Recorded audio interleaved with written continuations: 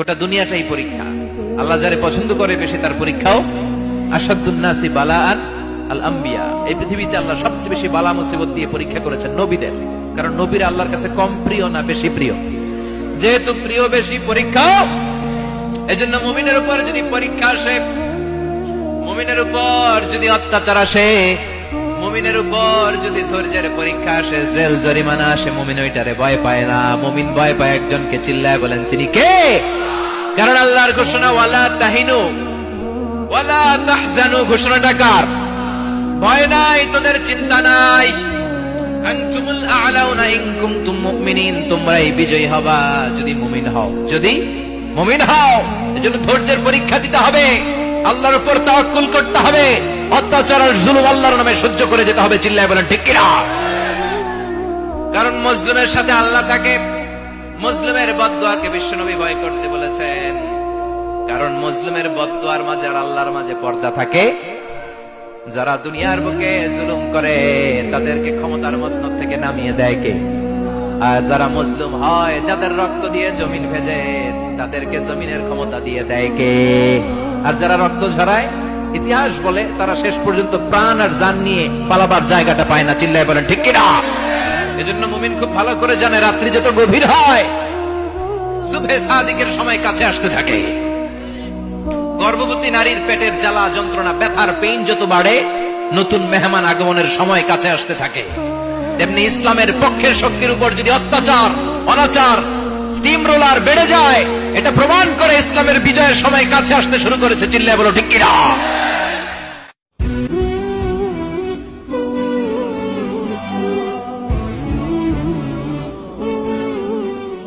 ধৈর্যশীল নারী এবং পুরুষকে আমি আল্লাহ বড্ড পছন্দ করি।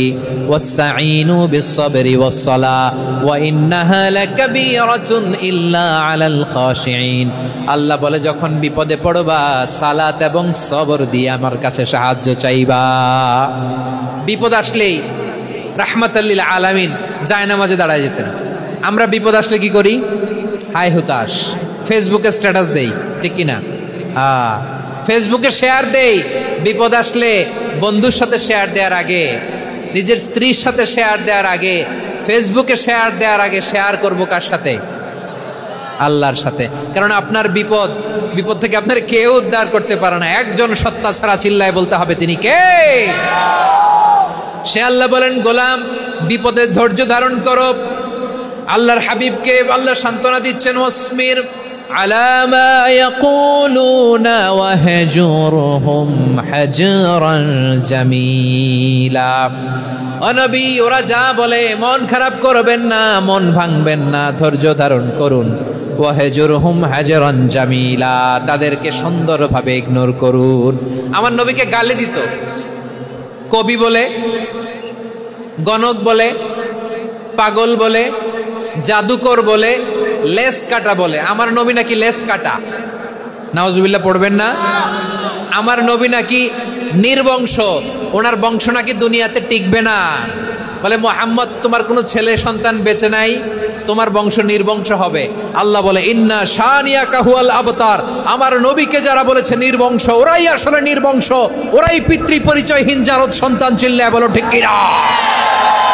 ওয়ারাফা'না লাকা যিকরাক। আল্লাহ বলেন, নবী আপনার সম্মান আমি বাড়িয়েছি, দুলোক ভোলোক ছাড়িয়ে, সাত আকাশ মাড়িয়ে আমার আরশ পর্যন্ত আপনার সম্মানকে বুলন্দ করেছি। যেখানেই আমার নাম নেওয়া হয় সেখানেই আমার নবীর নাম আছে নাই। এজন্য বিশ্বনবীরে তারা গালি দিত। বিশ্বনবী যেন গালি শুনে মন খারাপ না করে, আল্লাহ বলেন, নবী ওয়াসবির আলা মা ইয়াকুলুন। ওরা যা বলে বলুক, আপনি মন খারাপ করবেন না। আমার নবীরে কাফিরেরা যেমনি গালি দিত, এই যুগে আমাদেরকেও গালি দেয় এমন কিছু লোক আছে না নাই? আমার নবীকে গালি দিত গণক, জাদুকর, এরপর গালি দিত পাগল, নির্বংশ বলে। আর আমাদেরকে গালি দেয় মৌলবাদী বলে, আমাদেরকে গালি দেয় রাজাকার বলে। রাজাকার শব্দটা তো এখন একটা অ্যাওয়ার্ড হয়ে গেছে, অ্যাওয়ার্ড। রাজাকার রাজাকার গালি দেওয়ার দিন শেষ। কি দিন আসলো? সুবহানাল্লাহ কইবেন না? আল্লাহ তো আমাদেরকে দেখাইছে। রাজাকার শব্দটা এখন একটা অ্যাওয়ার্ড হয়ে গেছে। সুবহানাল্লাহ, সুবহানাল্লাহ। পরিস্থিতি পাল্টে দিতে আল্লাহর সময় লাগে না, চিল্লায় বলেন ঠিক কি না? তাদেরকে লানত দেয়া হয়েছে যারা শুধু কসম কাটে, মুনাফিকেরা। সকালবেলা কুরবানির হাটে যাবে গরু বিক্রি করতে, বউরে কয় বউ একটা দাম কম। বউ বলে কত কমো? বল যে 50,000। তো বউ কয় বললাম 50,000। তো এরপর বাজারে যখন নিয়ে গেছে, এক লোক এসে বলতেছে ভাই গরুটা 40,000 দিবেন?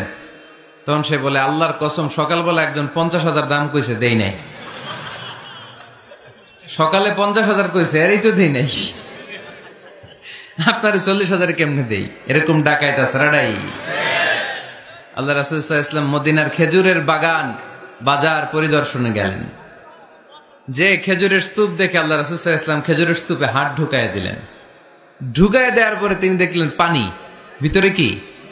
আর উপরে শুকনা খেজুর। আল্লাহর হাবিব বললেন ভিতরে পানি, উপরে শুকনা কেন? কয় বৃষ্টি হয়েছে। আর বৃষ্টি হলে তো সব জায়গায় পানির সয়লাভ থাকবে। আল্লাহ রাসূল সাল্লাল্লাহু আলাইহি ওয়াসাল্লাম রেগে গেলেন আর বললেন মান গাশশানা ফালাইসা মিন্না, যে আমাদেরকে ধোঁকা দেয় সে আমার উম্মত হতে পারে। The person who deceives us he is not among আস, যে লোক আমাদের ধোঁকা দেয় সে আমাদের অন্তর্ভুক্ত। মুসলমানরা কি ধোঁকা দিতে পারে? খাদ্যে ভেজাল দিতে পারে? ওজনে কম দিতে পারে? মাছে ফরমালিন দিতে পারে? টেন্ডারবাজি করতে পারে? চাঁদাবাজি করতে পারে? ক্যাসিনোর ব্যবসা করতে পারে? পারে পারে। এজন্য আমরা যেন ধোঁকাবাজি না করি। ধোঁকাবাজে ভরে গেছে বাংলাদেশ। এই ধোঁকাবাজি থেকে আমাদেরকে বেঁচে থাকতে হবে যদি প্রিয় নবীর উম্মত হতে চাই, ঠিক কিনা? তাহলে আল্লাহ তাআলার কাছে সবচাইতে প্রিয় জায়গার নাম সবাই বলেন। আর সবচেয়ে অপছন্দনীয় জায়গার নাম বাজার। হাদিসটা সহিহ বুখারীতে এসেছে। এমন বাজার যেখানে মদের আড্ডাখানা, যেখানে ক্যাসিনোর ব্যবসা, হারাম ব্যবসা, ওইটা আল্লাহর কাছে অপছন্দনীয় বাজার। কিন্তু এমন বাজার যেখানে জুয়ার আড্ডা বসে, এমন বাজার যেখানে মদ বিক্রি হয়, এমন বাজার যেখানে নর্তকীদের নাচ গান চলে, এমন বাজার যেখানকার ব্যবসায়ীরা পণ্য বিক্রি করার জন্য খালি কসম কাটে, এরকম আসারা নাই? এই বাজারগুলো আল্লাহর কাছে অপছন্দনীয়। এমনি যে আপনারা সুপার শপে যান, টাঙ্গাইলের মুদি দোকানে যান, বাজারে যান, মাছ বাজারে, এটা আবার আল্লাহর কাছে অপছন্দনীয় না। এরকম বাজারে বিষ্ণু ঈসা ইসলামও যেতেন।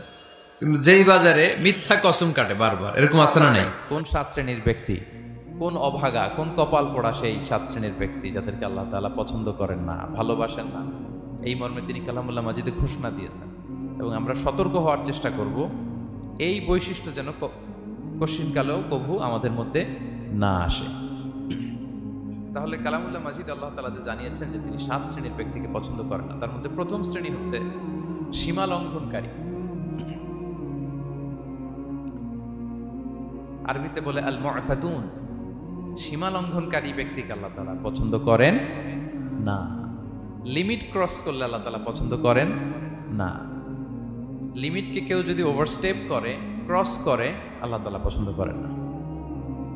2 নম্বরে যে শ্রেণীকে আল্লাহ তাআলা পছন্দ করেন না তারা হচ্ছে জালিম বা অত্যাচারী। জালিম বা অত্যাচারী, যারা জুলুম করে তাদেরকে আল্লাহ তাআলা পছন্দ করেন না। আল্লাহ তাআলা বলছেন فأما الذين كفروا فأعذبهم عذابا شديدا في الدنيا والآخرة وما لهم من ناصرين। যারা দুনিয়াতে কুফরি করবে কঠিন শাস্তি দুনিয়াতেও আখিরাতেও। وأما الذين آمنوا وعملوا الصالحات فيوفيهم أجورهم। আর যারা ঈমান আনবে, সৎকর্ম করবে, তাদের প্রতিদান আমি আল্লাহ বুঝিয়ে দেব। والله لا يحب الظالمين। তবে জেনে রাখো আল্লাহ তাআলা জালিমিনদেরকে পছন্দ করেন। তাহলে 2 নম্বরে পাওয়া গেল কাদেরকে পছন্দ করে না। আপনি যদি কারো প্রতি জুলুম করেন তাহলে আপনি জালেম, সে হচ্ছে মজলুম। সে কি? মজলুম। মজলুম আপনার ক্ষমা না করলে আল্লাহ তাআলা আপনার ক্ষমা করবে না। মজলুম যদি ক্ষমা না করে আল্লাহ তাআলা কঠিনকালেও আপনাকে ক্ষমা করবে না। এজন্য জুলুম যেন আমরা কখনো না করি প্রিয় ভাইরা। 3 নম্বরে আল্লাহ তাআলা অহংকারী দাম্ভিক লোককে পছন্দ করেন না। অহংকারী, আমাদের তো অহংকার নাই না? আছে? অহংকার আছে? কিসের অহংকার বলেন? টাকার, আর ক্ষমতার, আর সৌন্দর্যের, আর হ্যাঁ পাওয়ার, সোশ্যাল পাওয়ার। এই যে অহংকার, অহংকারের খাঁচা থেকে মুক্ত রাখো আমাদেরকে তুমি প্রভু হয়ে, পড়েন আমিন। এটা একটা ভয়ঙ্কর খাঁচা। 4 নম্বর হচ্ছে অপচয়কারী বা অপব্যয়কারী। অপচয়কারী বা অপব্যয়কারী, এই শ্রেণীর ব্যক্তিকে আল্লাহ তাআলা পছন্দ করেন। আল্লাহ বলেন কুলু ওয়াশরাবু ওয়ালা তুসরিফু, তোমরা খাও পান করো কিন্তু ওয়ালা তুসরিফু, তোমরা অপব্যয় করো না। ইন্নাহু লা ইউহিব্বুল মুসরিফিন, আল্লাহ তাআলা অপব্যয়কারীকে পছন্দ করেন না। অপচয়, প্রয়োজন নাই তারপরও খরচ, অপ্রয়োজনীয় খরচ, এটা আল্লাহ পছন্দ করেন না। ইভেন কি দানের ক্ষেত্রেও আপনি যে দান করবেন, এখানেও ভারসাম্যপূর্ণ দানের কথা বলা হয়েছে। আল্লাহ বলছেন ওয়াল্লাযীনা ইযা আনফাকু লাম ইউসরিফু ওয়া লাম ইয়াকতুরু ওয়া কানা বাইনা যালিকা কাওয়ামা, যারা দান করে, দানের ক্ষেত্রে কৃপণতাও করে না, আবার সব দিয়ে দেন। যেমন আপনার ছেলের স্কুলের বেতন দিতে হবে, ফ্যামিলির খরচ আছে, এটা আছে সেটা আছে, কিন্তু আপনি বেতনে সব দিয়ে দিলেন একজনকে, তো আপনি চলবেন কেমনে? দেয়া যাবে না, ভারসাম্যপূর্ণ হয় নাই, ভারসাম্যপূর্ণ হইতে হবে। তাহলে অপচয়টা আল্লাহ তাআলা পছন্দ করেন না। 5 নাম্বার খেয়ানতকারী, আমানতের খেয়ানত যে করে বা বিশ্বাসঘাতক, আমানতের খেয়ানত যে করে। অনেক লম্বা কথা, আমি যেহেতু সময় কম শেষ করে দিচ্ছি। ইন্নাল্লাহা লা ইউহিব্বুল খাইনিন, আল্লাহ তাআলা খেয়ানতকারীকে পছন্দ করেন, বিশ্বাসঘাতকতা যে করে। আল্লাহর কথা বাদ দেন, আমাদের সমাজে বলেন কেউ যদি বিশ্বাসঘাতকতা করে আমরা পছন্দ করব? করব না, তাকে কেউ পছন্দ করে না। ইন্নাল্লাহা লা ইউহিব্বু মান কানা খাওয়ানান আসিমা, পাপী খেয়ানতকারীকে আল্লাহ পছন্দ করেন না। 6 নম্বরে হচ্ছে ফাসাদ সৃষ্টিকারী, বিশৃঙ্খলা সৃষ্টিকারী।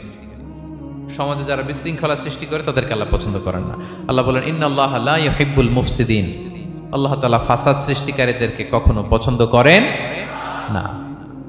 সমাজে নানাভাবে, সামাজিকভাবে ফাসাদ, রাজনৈতিকভাবে ফাসাদ, অর্থনৈতিকভাবে ফাসাদ, এই যত ফাসাদ বিশৃঙ্খলা আছে এগুলোর হোতা যারা, তাদেরকে আল্লাহ পছন্দ করে না। সব শেষ হচ্ছে মন্দ কথার প্রচারক। আমার ভাইয়েরা, কি কথা? কোন ধরনের বাজে কথা, মন্দ কথা, অশালীন কথা, অশ্লীল কথা আমরা মুখ দিয়ে উচ্চারণ করব।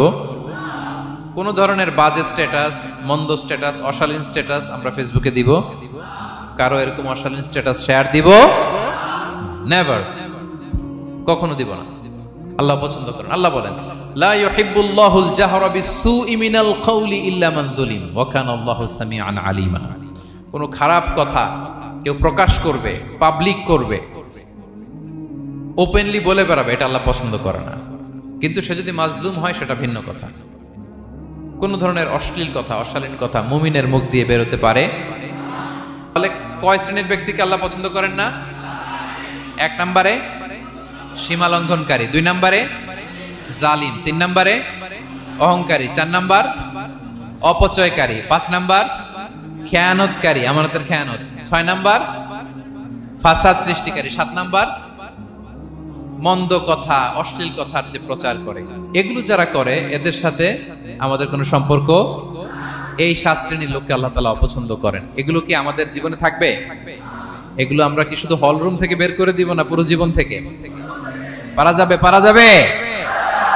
আওয়াজ করে পড়ুন ইনশাআল্লাহ। আল আম্বিয়া, এই পৃথিবীতে আল্লাহ সবচেয়ে বেশি বালা মুসিবত দিয়ে পরীক্ষা করেছেন নবীদের। কারণ নবীরা আল্লাহর কাছে কম প্রিয় না বেশি প্রিয়? যেহেতু প্রিয় বেশি, পরীক্ষা। এজন্য মুমিনের উপর যদি পরীক্ষা আসে, মুমিনের উপর যদি অত্যাচার আসে, মুমিনের উপর যদি ধৈর্যের পরীক্ষা আসে, জেল জরিমানা আসে, মুমিন ওইটারে ভয় পায় না। মুমিন ভয় পায় একজনকে। চিল্লায় বলেন তিনি কে? কারণ আল্লাহর ঘোষণা ওয়ালা তাহিনু ওয়ালা তাহজানু, ঘোষণাটা কার? ভয় নাই, তোদের চিন্তা নাই। আনতুমুল আ'লাউনা ইন কুনতুম মুমিনিন, তোমরাই বিজয়ী হবা যদি মুমিন হও, যদি মুমিন হও। এজন্য ধৈর্যের পরীক্ষা দিতে হবে, আল্লাহর উপর তাওয়াক্কুল করতে হবে, অত্যাচার আর জুলুম আল্লাহর নামে সহ্য করে যেতে হবে। চিল্লায় বলেন ঠিক কিনা? কারণ মুসলিমের সাথে আল্লাহ থাকে। মুসলিমের বদদুয়াকে বিশ্বনবী ভয় করতে বলেছেন। কারণ মুসলিমের বদদুয়ার মাঝে আর আল্লাহর মাঝে পর্দা থাকে। যারা দুনিয়ার বুকে জুলুম করে তাদেরকে ক্ষমতার মসনদ থেকে নামিয়ে দেয় কে? আর যারা মজলুম হয়, যাদের রক্ত দিয়ে জমিন ভেজে, তাদেরকে জমিনের ক্ষমতা দিয়ে দেয় কে? আর যারা রক্ত ঝরায়, ইতিহাস বলে তারা শেষ পর্যন্ত প্রাণ আর জান নিয়ে পালাবার জায়গাটা পায় না। চিল্লায় বলেন ঠিক কিনা? এজন্য মুমিন খুব ভালো করে জানে রাত্রি যত গভীর হয়, সুবহে সাদিকের সময় কাছে আসতে থাকে। গর্ভবতী নারীর পেটের জ্বালা যন্ত্রণা, ব্যথার পেইন যত বাড়ে, নতুন মেহমান আগমনের সময় কাছে আসতে থাকে। তেমনি ইসলামের পক্ষের শক্তির উপর যদি অত্যাচার, অনাচার, স্টিম রোলার বেড়ে যায়, এটা প্রমাণ করে ইসলামের বিজয়ের সময় কাছে আসতে শুরু করেছে। চিল্লায় বলো ঠিক কিনা?